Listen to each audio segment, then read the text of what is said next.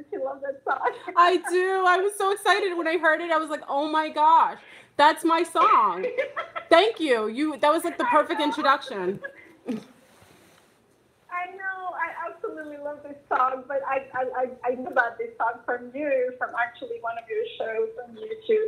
You're just so cool, really, Flora. You're super cool. Aw, thank you. I appreciate it. We're so honored. Really, we're so honored that you're on our show, hanging out with us. Shaz is here. Welcome, Shaz. Hey, Shaz. Peace, Shaz. Welcome. Hi, welcome. Peace. I also am live. I have you guys live on YouTube too, so we'll have a whole family joining us. Oh, so we don't have to see you eating mango?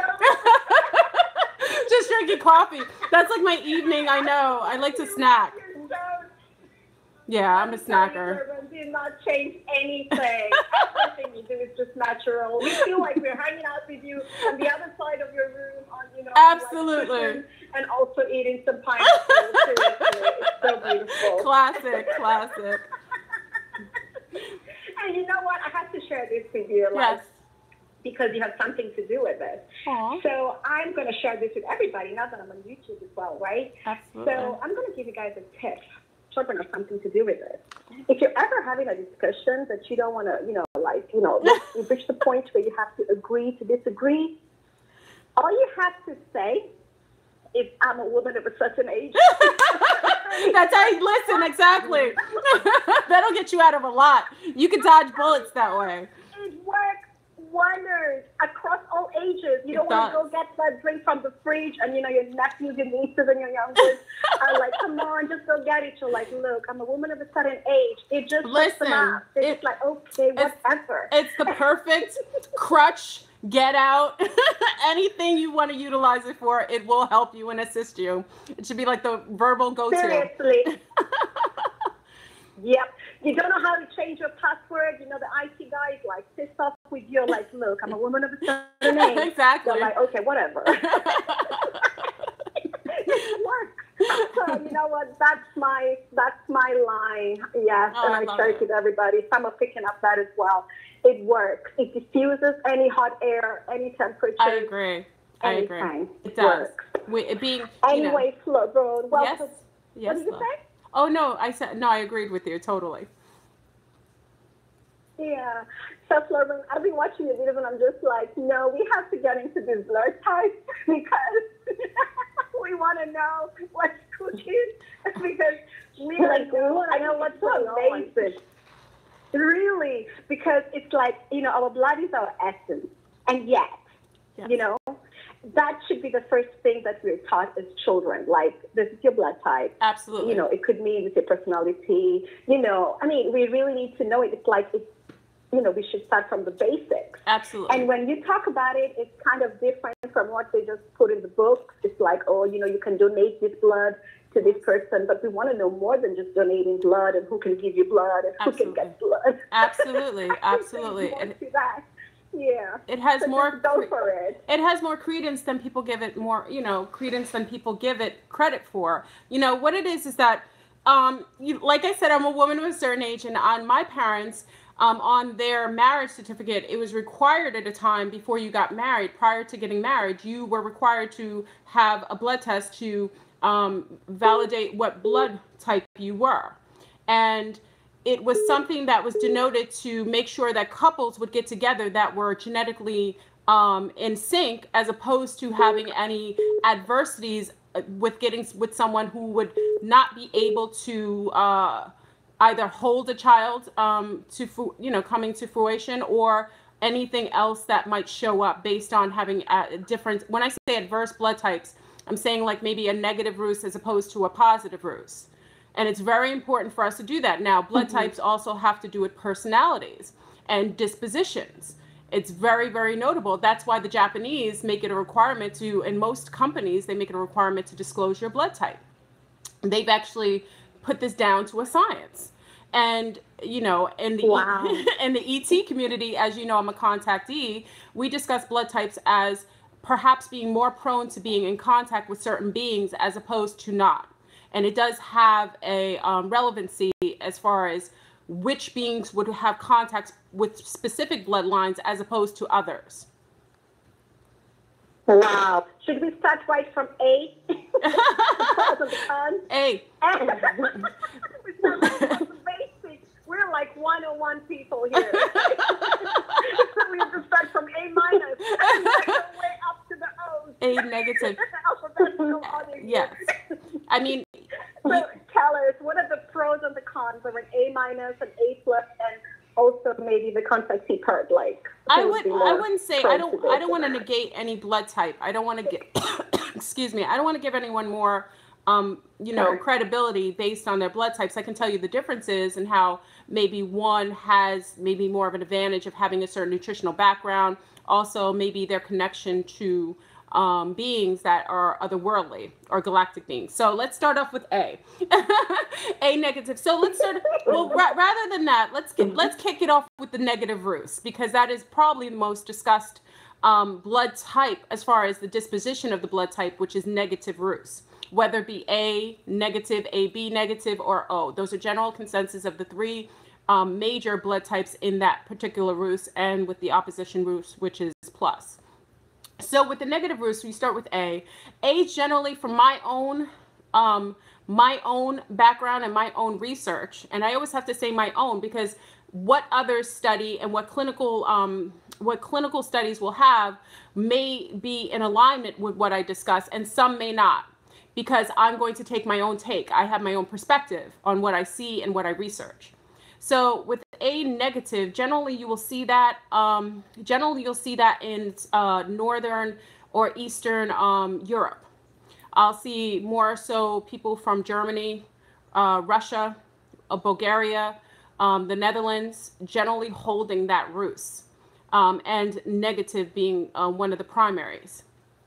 That generally makes you more predisposition to having a more linear way of looking at things, to my knowledge. It just makes you look at things from a more straight and narrow, meaning that whenever you have somebody with A, whether it's negative or positive, but negatives tend to be more clinically based, meaning that those with negative roots, I find, have more clinical types of minds, meaning that they're more, they're less likely to be emotionally attached to information, as opposed to those from positive roots, whether they're AB or O's. They tend to be a little more objective, as opposed to being subjective in their behavioral patterns. Also with food types, generally starches don't bother A's as much as they might bother somebody from an O. And that goes alongst the roots of whether it's positive or negative, to my knowledge. Also with A's, generally negative roost has connections to the galactic, what we consider to be, I love that Max Spears calls it off-world blood. Negative roost is considered off-world blood, but generally amongst the O's would be heirlooms. Anything that's AB or A is a subsidiary of the hub, which is the O's. That's why you always hear me call people who have O, OGs. Those are the OGs of the blood groups, meaning that they are the hub, they are the heirloom seeds, and all the other blood types that fall below, not lesser, but below that hub, are subsidiaries of that particular O. So generally with A's or ABs, you will see qualities that you may see in A's. A's have to be careful because they'll have, if you mate two A's together, they may have some degenerative qualities in their genetics that might make them more prone to things like lupus. There's other types of what we consider to be, alternate genealogy that does not work out well in the A's and ABs, based on the fact that those are subsidiaries, again, of the O's, of the heirlooms, which are O's. So generally, A should be very careful in mating with another A. It's better for them to mate with an A, but if they do, they have to watch that their gene pool is not so close that they start seeing degenerative qualities, certain abnormalities that show up because their blood type is very, very sensitive, and it's very, very limited as far as what they can pull. Whereas if you mate, an A mates with an O, they have way more credibility in the gene pool that they can pull from. That's why you had in Israel, big up to our Israeli family who are from, especially in Tel Aviv, you had a very seclusive blood type, a lot of negatives in their Rus and A's. They pulled in the gene pool of those heirlooms that are actually from Ethiopia and around Yemen, pulled that gene pool by extraditing those Jewish people, the original Hebrews from Yemen and Ethiopia. They pulled them over to Tel Aviv, and which are mostly Eastern European genealogy, and it's a better gene pool to pull from those who have heirloom blood, so that you get less of the recessive or alternative type of breakdowns in blood system, or you know, diseases and things that are more prone for having too close a gene pool. Mm-hmm. And the bees. Okay, now bees are interesting. I have a judgment with bees. So I'll talk about the green things with bees. Bees generally just go for it. You know, we say everybody just eat the meat and throw with the bones, okay? And if you're not happy with it, do your own research, okay? And then share it with us. Absolutely. Because we want Florban to share her research, okay? And feel free to share yours and let us know. We want to learn. Absolutely. And I'm always go for it. I'm always open to censure. I'm always open to open dialogue based on this. Remember, even in my research, I have my own set of the way that I see things is going to be skewed based on my own experiences and based on the field work that I might have been privy to previously. So everything that I come together is just my own perspective, and I'm always open to hearing other people's opinions on what they feel about specific specific, especially when it comes to blood types. Anyway, so with bees are very unique. Bees have the way that their brain works allots for them to be incepted by outside ideology, and their brains, for some reason, has a unique way of compartmentalizing information so that it can be stored without the host actually having acknowledgement of it. We call that MK Ultra, but some people from other blood types don't have as much susceptibility to MK Ultra, but the bees are unique. It doesn't make them negative, it makes them special. But the government and many of the MyLab programs have found out, particularly with bees, that bees are unique in that they have the ability to take in information and break it into little compartments so that the other part of the brain doesn't necessarily know that that information's there, and it will leave it alone as if it doesn't exist. And it will be able to be retrieved with either a visual geometric shape, or with a cue of a sound or a tone or a color. Now, this has to do, I believe, I'm going to use that word, I believe that they had gotten this research via the Nazi camps, that the Germans were conducting a lot of experiments, especially psychologically, physically. And I believe during that process, during the Nazi camp era in the 40s, late 30s and 40s, I personally think that during that particular time and later on, because remember the Nazis, many of the Nazis scientists were, taken to the Americas, and actually they were taken into the Americas for their particular edgy research, and they were given jobs here in the States. And I personally think that they were the ones who actually fell upon that research and that intel about bees, particularly bees. And I just think because the Ashkenazi Jews, those are the ones that mostly were in the concentration camps at the time in the Netherlands and also in Germany, they had a peculiar blood type. And I to my knowledge, someone can, I want to make sure I'm very careful with this. To my knowledge, majority of a lot of Ashkenazi Jews have a negative and also B negative.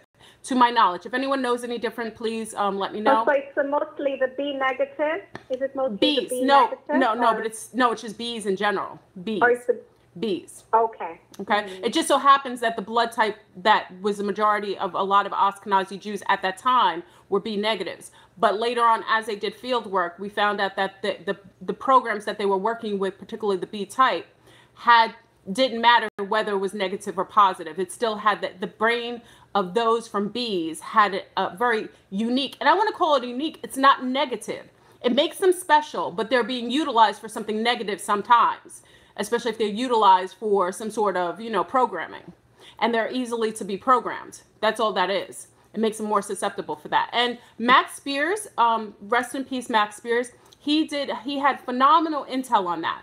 So if anybody wants to look up Max Spears, he talks about the bees, why the government made that a special, people with bees were special and unique in that they were able to be utilized to be programmed easier than most. And that is also why they will perpetuate bees in certain societies. And also why I think they don't disclose blood types is that they want people to mix and match without you purposefully knowing your blood types, so that you would give birth to more children that were more susceptible to mind control. That's just my personal opinion. Okay, let's go to the ABs. Okay, ABs are beautiful because ABs are very beautiful. I love ABs are beautiful. ABs are actually able to mate with everyone. They're very unique in that they can have liaisons and create children with every blood type. They can mix and match as long as they stay amongst their roots as far as negative and positive. But ABs are generally and I generally tend to see ABs amongst some Cherokee groups, Creek groups. Some of the indigenous bloodlines have a lot of that AB and B. So you will see that obscure blood type sometimes along many of the different tribes in the Americas, especially it says I just think in Americas, especially in North America, to my knowledge. So you'll see a lot of the ABs. I don't have anything really to say about them other than their neutrality. They hold neutrality based in the fact that they can mate with everyone, and they can take blood from everyone. And it doesn't matter that they take, like, it just looks like this is from just a child's mind. You take a bit of the A and a bit of the B. Are they also able to be programmed like the bees? No, bees are bees. Everybody has a susceptibility to a certain degree of programmability, but there are beings based on their genetics and based on how their brain actually their synapses works allows for them to be much more easily incepted opposed to others. Just like those with a high amount of melanin content are harder to incept genetically than those who lack a certain concentration of melanin. That's just scientific facts. And that would work across all blood types. All blood types. All blood types. AB. Yeah, that and O. Absolutely. Okay. Yeah. So you see bees, something good out there. No, bees are fun. And then let's go to the what's that? Oh no, I said bees are fun. I hate to really. It's not a discriminatory. When I talk about the bees, like I said, it's a very unique quality that they had. It's really not negative. It's only negative when negative people utilize them for dastardly deeds. That's the only time it's negative. Other than that, it means that... I think so too, because when you were talking, I was just thinking, if you can compartmentalize your brain, you can actually also compartmentalize your brain to delete the useless stuff. Absolutely. You can just get rid of all that garbage that you picked along the way. Well, yes. It's not serving you any purpose. It'll detach you from trauma. How you use your qualities or your talents or your gifts. Absolutely. So I didn't see anything negative with that because, if there's something that serves you no more purpose, compartmentalize that brain and just put it aside. You have that ability. It's quite strong. That's just how I saw it. Absolutely. And it actually helps them to deal with trauma. Oh, I'm sorry. I'm sorry. It actually helps them go for it. It actually helps them to deal with trauma a lot better. And that's what you were stating as well. It really helps with trauma. If a child's been traumatized, they have a better way of detaching from the trauma and being able to live more cohesively, not knowing that trauma existed. So it could be, I never feel, it's that's why I say it's unique. It could be masterful in certain ways. It could be really masterful. Yes. Yeah. If any of you have studied trauma, there are different ways you can deal with trauma. There's deletion, distortion, defragmentation. And if you have this quality, deletion is one of the, quickest ways to overcome the trauma, if you have the ability, you can just go through it. Absolutely. Move on like nothing happened. Let's go to the O's. OGs. Big up to the OGs in the house. Yeah, the OGs. Big up to the OGs. The OGs are the heirlooms. That is the hub. That is a hub of the blood types, the other blood types. O's have a very strong regenerative quality. Generally, O's do not age as easily. O negatives are been linked to having off-world blood, which makes them connected to many of the galactic families. Now, not all O negatives are the same. People were saying that negative roots cannot be replicated or cloned. That is totally untrue.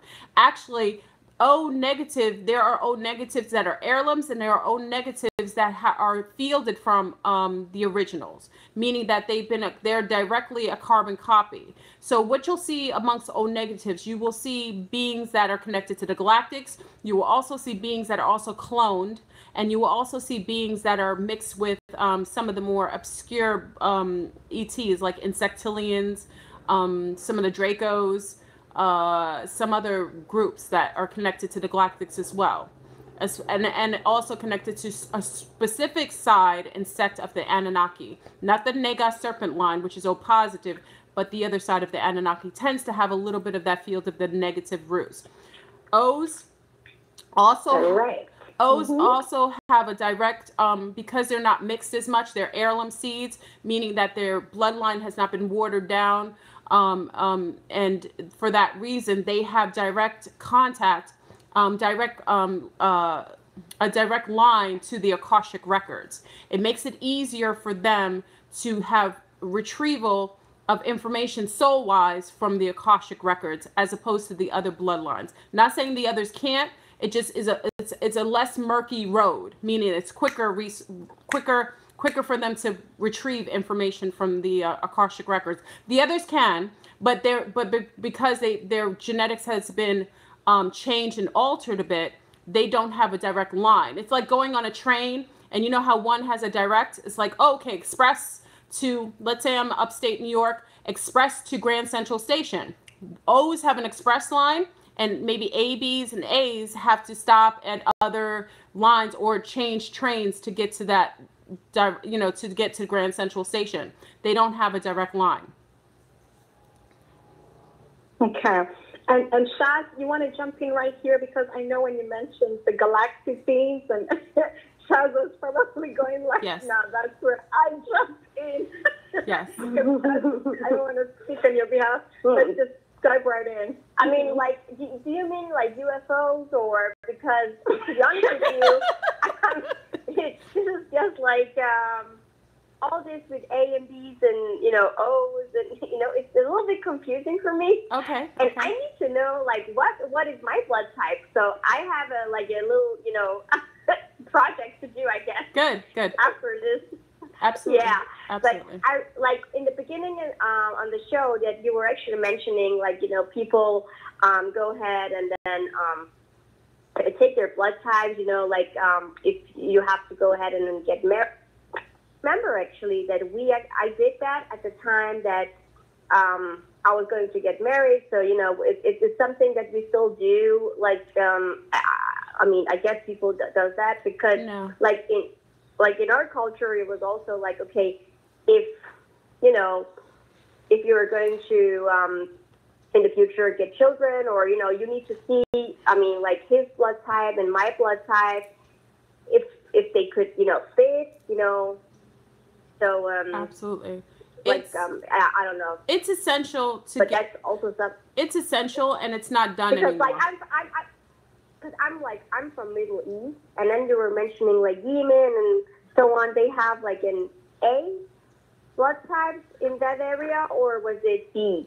No. In Yemen, generally, to my knowledge, you're getting a lot more O's, heirlooms. That's why O's, okay. that in Tel Aviv, in actually Israel, you have the Ashkenazi Jews, which are Eastern European Jews, that hold more of the A's and the B's and negative roots generally. And because it's not as much there's not as much information in the gene pool, they had what they considered to be, they had a mass exodus from Eastern African Jews to Israel.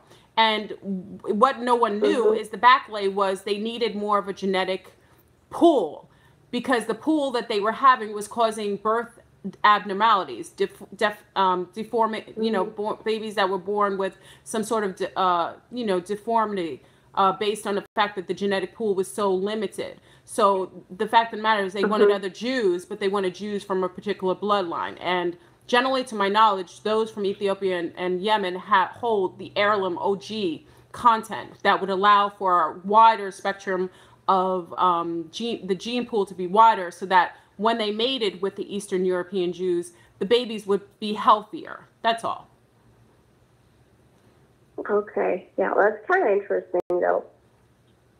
I mean, the whole thing. I know it gets like, a little. There's both blood type, because I think like in everyday life, you don't really think about that. You don't really think about people's blood type, or you should. How they're connected. You should. Or how you can actually be connected with. Yeah, exactly. I mean, how you can be connected to your friend or to your, I mean, you never know. Absolutely. I mean, just for mating, I always encourage our sea stars and sun stars, especially before having a sexual liaison. If you're O and you're having sex with a B or an AB, the AB and the A's will feed, meaning they will naturally pull from the energetic, energy, just their energy from the O's. Naturally. It's not something it's not something they're doing purposefully. So I always encourage people, if you're mating, to mate amongst your roots and mate amongst your blood types, based on the fact that you have to be careful. Like I would tell an O to make sure you're mating with another O. You can tell, even when I've fielded information, I'm a little seedy and I'm Creole. So sex is not something that I will I run from in conversation. But even when I hear some of my OGs that have sex with B's and A's, they say that they feel tired and lethargic. And it went along the line of my research, what I found out. Now, an O would not benefit from being with a B or AB, but an AB and AB would benefit from being with an O. So it's all relative.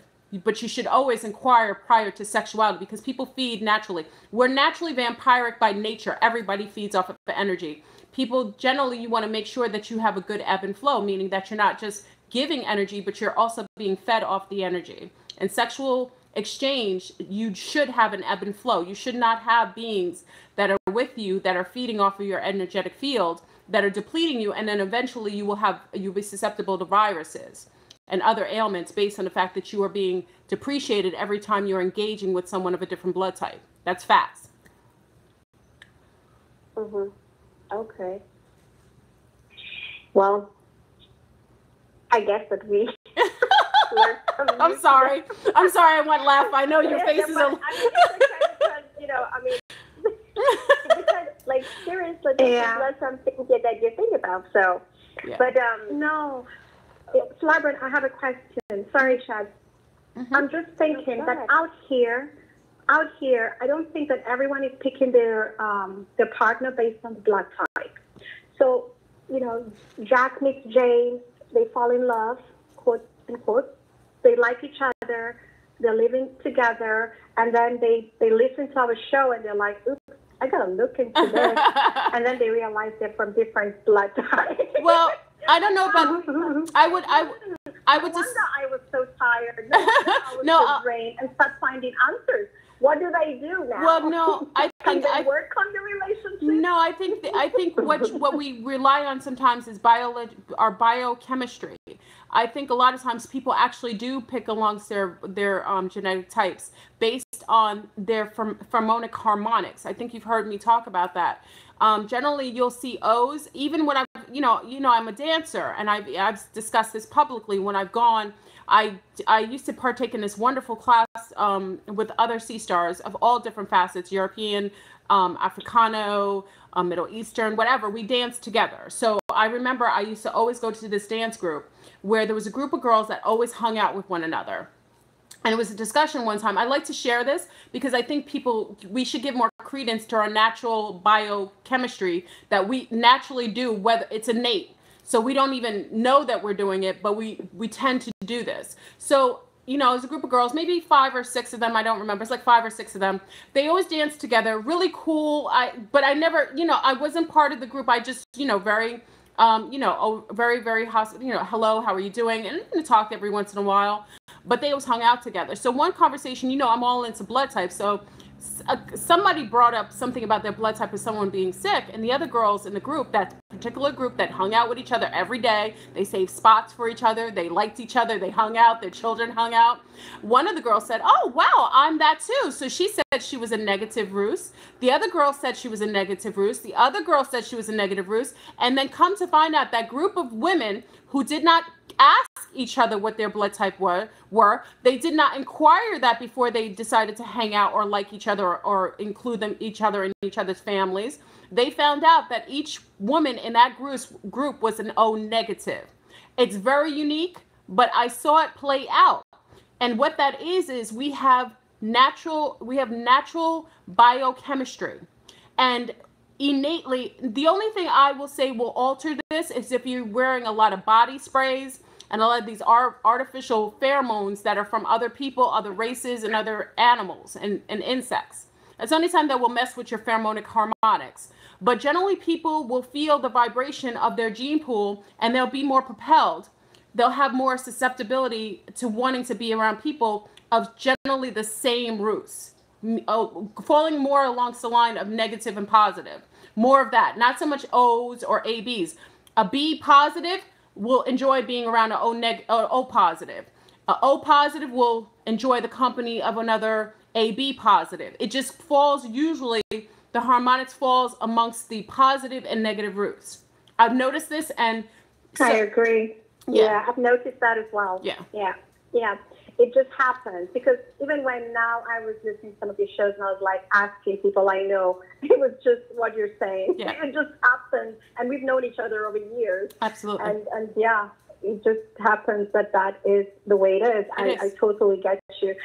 Shaz, you know, I know you want to ask Florence some questions. We don't have much time on the show. I think you should just throw it in, because I didn't finish telling you all about Florence's profile, but she's a steward to Mother Gaia, and she's incarnated as an elemental. Absolutely. She's also a contactee, and you know what? She gives us all that cool stuff about the cosmos and this beautiful universe of ours that we might not know about.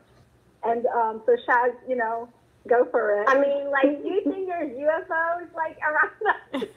Do I think there's UFOs, or do I know that there's UFOs? Or do you think, or do you know, definitely 100% that there is? My question, I maybe saw something like a while ago, but I'm not sure. But I told my dear friend, and I was like, maybe at the time I was sick, it was just something I saw in the shadow outside in my backyard. Yeah. But I wasn't sure, but I was damn afraid of it, and I just ran into my bedroom. I was like downplaying this. She's so really interesting. Well, I will say this. You girls are late. You ladies are so late. But you know, we can't tell our beautiful family and friends this stuff, you know what I mean? So you can definitely nobody believes you. Because there has been, like, when you read about this UFOs and aliens, like, you know, I mean, it's kind of crazy, but, you know, sometimes it's just like, nobody has, you know, has seen, or, you know, when you see the interviews and so on, they're like, I mean, you know, that's what, you know, I mean, what you hear is, like, nobody knows for sure if, you know, if they're actually... It's something, you know, so everyone just go exist, but I thought that it was the soup. I thought it was the soup, and I told her we'll ask the contactee. You know, I thought it was the Pluto, yeah. Well, you know, sometimes you could I asked the question, or, you know, but I always ask the question to say, and to really, if we are existing as we are, with so many different, vast type of looking beings on one planet, could we make the assumption that we would be the only beings on one planet in a multiverse existing without consciousness, without higher field technology? I would always say, if we exist in this way, we can at least acknowledge that there may be beings to our level of intelligence, or perhaps something that supersedes us and something that may be a little beneath us. That being said, the government has taken a plethora of information regarding UFOs and ETs for at least the last 60 years that we know of. Many of this intel has already been released, mostly in Europe and, of course, in Asia. It is a fact that we do have what you would consider to be UFOs. UFOs is just a fancy word of saying unidentified flying objects, which could be anything. It could be anything that can't be observed as something that's recognizable.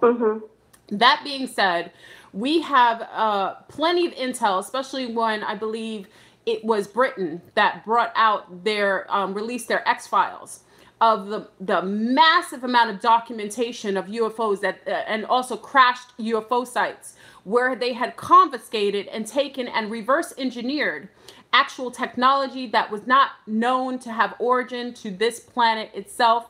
The metals, the components of what the crafts were made of were not of any origin, any mineral origin, no metal origin that came from this particular planet. That being said, we don't have to guess if there was UFOs. We know that there were UFOs here. Many people nowadays with cell phones, all types of phones, as opposed to years ago where you'd have to grab a camera, run in your house, grab a camera. If you were living in the times when you had cameras themselves, now people are taking tons of footage of all types of UFOs, whether they're cigar shaped, whether they're the basic cylinder ships, whether they're light-looking beaming ships that look like stars, rainbow ships. There's a plethora of intel. So I really don't even have to prove that by saying it. The proof is in the pudding. So if one wants to find out if there's UFOs, there is a plethora of information that is just based out of Google. And then if you take the intel of federal files that were released, especially in Europe and in I think Britain did theirs maybe 4 or 5 years ago, of the X-Files. They released their X-Files. The USA has also released, NASA has also released some files that are public. There have been UFO visitations here way before we were even consciously aware that they existed, and they will exist after we are no longer conscious of whether they exist or not. They are here, they will be here, and they superseded us. Probably they've been here longer than any time that we could probably even recollect or document. You can see their remnants on the Sumerian tablets. You can see their remnants in ancient Kemet. You can see their remnants alongst the lines of some of the scripts that you'll see in some of Eastern India. You will see many of the many of the native groups, natives, indigenous Africans, have information, including the Nomos, who had intel on their lineage from Sirius A, I believe, or Sirius B. They actually knew the constellations before we were able to accurately locate these constellations. They had intel that was something that superseded. The doggone tribe. Yes, the doggone tribe. The doggone tribe, right? Absolutely. Yeah. Absolutely. And for that reason, we no longer, so yes, UFOs exist. Now, UFOs are not just UFOs. They're not just ships flying themselves. The question is, who are the beings who have that type of technology that are flying those crafts? And where are they coming from? Yeah. That is the question. Yeah. And Shaz, I think we have like a minute or two left on the show. Oh, wow. So we have to let Herbert, give us some parting words. But I hope when you will come back to our show, because as you can tell, we just started a whole new topic with a whole new load of questions. Absolutely. But I'm just going to say my piece before I let you take it away, Herbert. But thank you so much for coming on our show. I have had so much fun. We have had so much fun. Our listeners, I know, will just absolutely listen to this show over and over and over again. And we love you over here in Scandinavia, in Denmark. Much love from Denmark and Kenya and Africa and Uganda everywhere. And Switzerland, Belgium.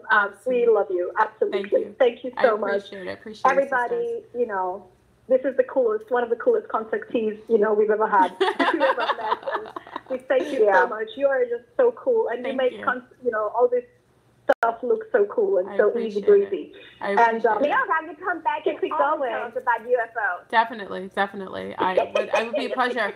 It was like, okay, LeBron, any last words? Thank you. No, I appreciate it. I'm just grateful that you had me on your show. I'm so you're such lovely sea stars, and it's so nice to just sit down and have a chat with others that are like-minded. And I've heard a lot of your shows. You're doing a wonderful job just really showing and illuminating things that need to be discussed publicly, including this information from a contactee of color. So I'm really grateful that you decided to take a chance and have me on your show. So I appreciate it.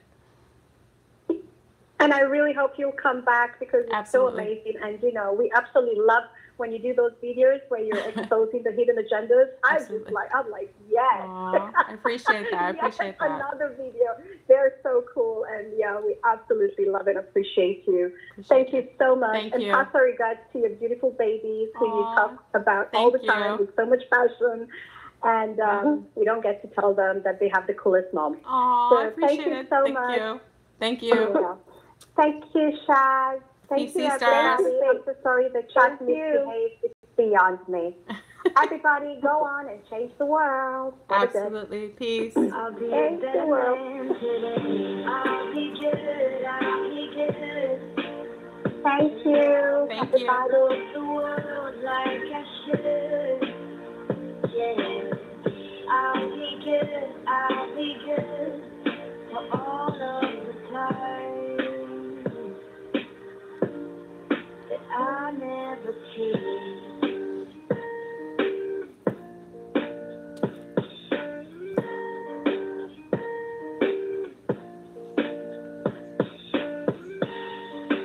Thank you for using Blog Talk Radio. Goodbye. Peace, family. Thank you for joining me for the interview from these young ladies from Denmark, Copenhagen. So I really appreciate you showing up. Thank you. I appreciate it. And I know I threw this in here like last minute because I figured I know that I agreed to do the show, but I forgot to put all the information out. So I hope you enjoyed it. They're really lovely. If you check them out, I'm going to add their information to their show. They talk about a really wonderful topics. And I love the fact that, like I said, our family is very vast. So these young ladies are from Denmark, and there's just it's almost like chatting with girlfriends that you've known your whole life. So I really appreciate that. Thank you for joining me again. And I know that you'll join me on Thursday as well. So have a masterful day. I'm off. And I'll speak to you again. Peace. You don't want me to go. I'll talk to you guys later.